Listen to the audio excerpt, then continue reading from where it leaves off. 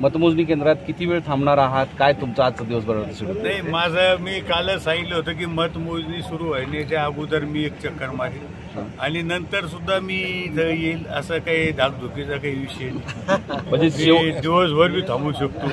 बर, चित्र पाहून थांबायचं नाही. चित्र नाही, मला जर धाकधुक असते तर मी आलोच नसतो, तिकडे देवपूजा करीत नसतो.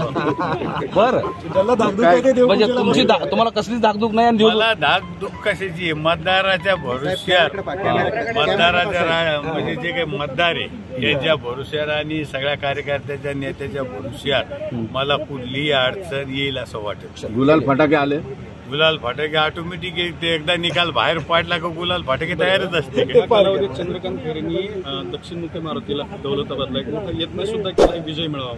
आपल्याला माहिती आहे, कल्पना हे सगळे नाटकी ढोंग आहे त्याची. काय हे निवडणूक आली का तो होम हवन दक्षिण मारुती हे त्याचं ते चालू असतं. त्याचं काय, त्याचं तेवढंच काम आहे, त्यात दुसरं काही काम. ते म्हटलं होते प्रतिस्पर्ध्यांना मी भस्म करेन. नाही, आता कोण कोणाला आज भस्म करतं ते दिसतं ना. आबा काही घंटे बाकी आहे भस्म करायला, जास्त वेळ नाही. तुम्हाला दिसलच कोण कोणाला भस्म. हिमालयाला वाटे लावू म्हटले तू?